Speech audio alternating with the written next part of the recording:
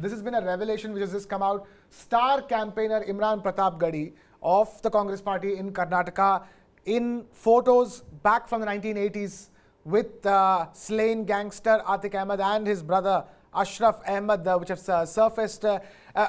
So far it's very clear that the Congress party central command is not going to be putting a foot forward at this stage to do anything. Boss, the discourse of Robin Hood dons, I think it's over. There are no Robin Hood dons in this country. You know, those were the days of 80s, Haji Mastan, and we watch Ab Tak Chhappan. I think those stories have come to an end. This is a liability. Right. No, this is a liability also because, you know, it is very new. It has happened just 4 days back. And the thing is that the kind of testimonies which have been pouring in post Atiq Ahmed being killed, and you know there were people who were trying to portray Atiq Ahmed in a very dignified avatar, you know, calling him Robin Hood and so on and so forth. There have been a deluge of testimonies which have come forward to show what kind of person Atiq Ahmed was. And imagine that kind of person being seen in company of Imran Pratapgarhi, who is singing paeans of praise about Kal Atiq Bhai Sahab aaye and all that jazz. You know, it doesn't go down well with the masses. And BJP as a political opponent of the Congress party would definitely want to try leverage it. You know, this may have gone completely unnoticed had it been, you know, no election around the corner. You know, the way it looks as of right now is that, you know, ever since Atiq Ahmed's death, the Atiq Ahmed files are popping out. And in those files, there are many revelations. And one of them clearly is Imran Pratapgarhi of the Congress party. Let's now also quickly listen to what Sambit Patra of the BJP had to say, and then we'll continue this discussion.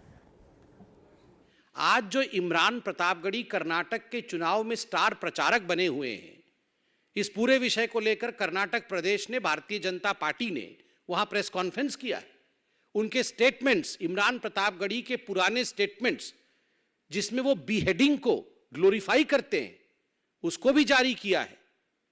Atiq Ahmad जैसे व्यक्तियों को अपना गुरु मानते हैं, उसको भी Bharatiya Janata party ने कर्नाटक में उजागर किया है। मगर ये पहली बार ऐसा नहीं हो रहा। ये कुछ पॉलिटिकल पार्टी ऐसे लोगों को आगे बढ़ाती है जो बोटी बोटी काट देने वाले राजनीति पर विश्वास करते हैं। आपको याद होगा पिछले चुनावों में इस प्रकार के नारे भी प्रधानमंत्री नरेंद्र मोदी जी के लिए कहा गया था कि हम बोटी बोटी काट देंगे।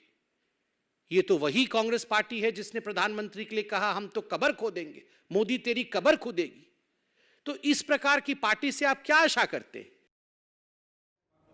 Oh, clearly the BJP not losing that opportunity to slam the Congress party for its, you know, and its legacy of dalliances like Atiq Ahmed. And strangely, it is the Congress party that is caught in the crossfire. I would have imagined the BSP or any other political party in the, you know, from UP, to get into the crossfires with Atiq Ahmed. But we are heading up to the Karnataka elections, Brijesh. You know, one last thing: are you going to see the BJP use this as a trump card in their approach to the Karnataka elections? I don't know trump card or not, but yes, you will see a lot of mention of Imran Pratapgarhi because it just suits the BJP. Now, any party would have done it. I mean, the Congress, if they would have found, any BJP leader along with Atiq Ahmed, they would also would want to, use this to gain or extract maximum. My point is, do you think that this is emotive enough in a situation like this? Where it can be, I mean, when you're playing, when you're this close to election, doesn't matter whether you're going to get this much benefit or that much benefit. If you have got a card against your opponent, you will use it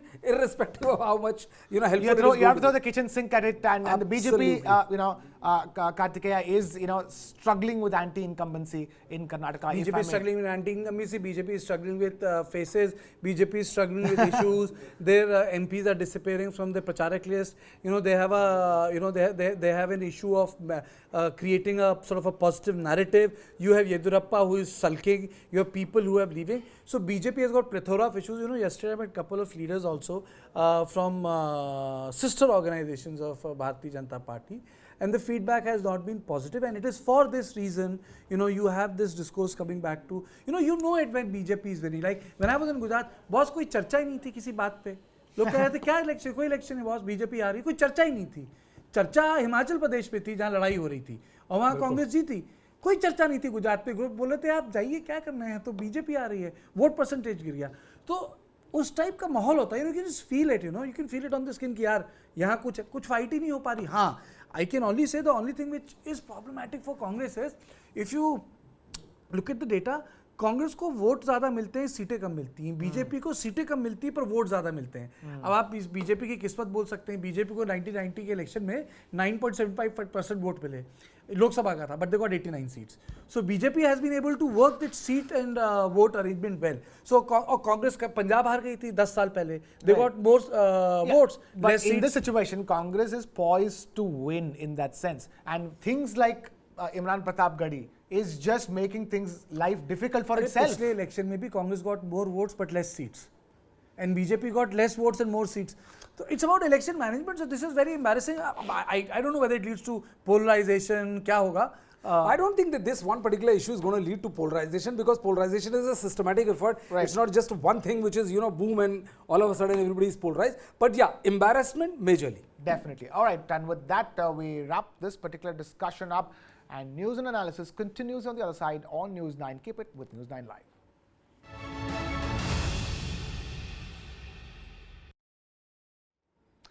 Radical Sikh leader Amritpal Singh's wife Kirandeep Kaur has now been detained by the Punjab police from Shri Guru Ram Das International Airport as she was trying to board a flight to London. And that's according to news agency ANI, which has reported citing Punjab police sources. Khalistan sympathizer, Waris Punjab Day chief Amritpal Singh remains absconding since the 18th of March, when the Punjab police launched a massive crackdown on him and his organization and arrested several workers associated with him and his organizations, originally founded by late Punjabi singer Deep Sidhu. We have Brijesh Pandey and Kartikeya continuing to be with us in the studio. This is an important development. Only way it looks like this particular story, Kartikeya and Brijesh, it looks like everybody is being detained except for Amritpal Singh.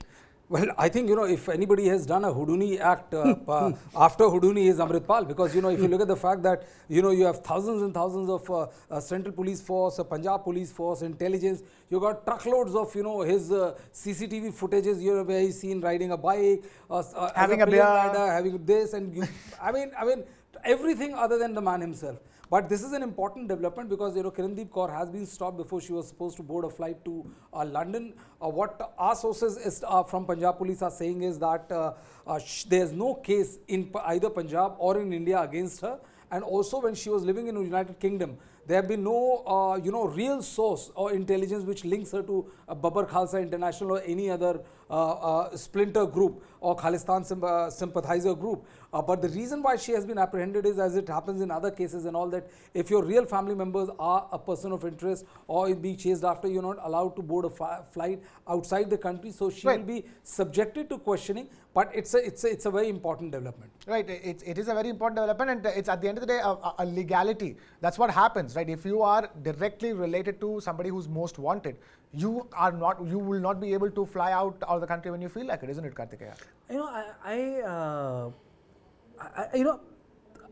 My understanding is that yes, police doesn't want Amritpal to become sort of a martyr, like Bhindrawale became.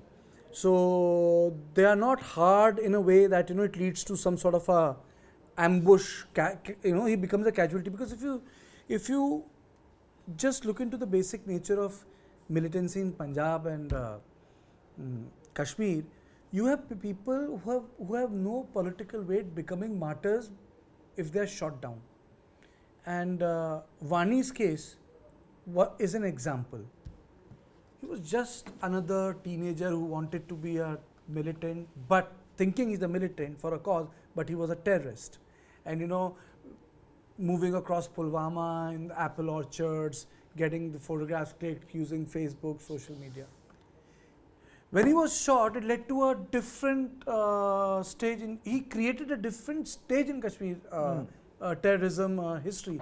It led to mobilization. South Kashmir became volatile again. It created a lot of problems. So I understand maybe the strategy on Amritpal is different, but she cannot go abroad and other things. But I think the larger issue here has been the Khalis diaspora has been radicalized. Right. The Khalistani diaspora has become an issue, and I think the police needs to detain him, get him. You have people detained who have been around him. But I'm sure he is not keeping in touch with his wife. Well, if he is such a mastermind, if he is such a shrewd-elect, I know what he must be doing. He must have disconnected all his mobile phones, obviously. Right, right.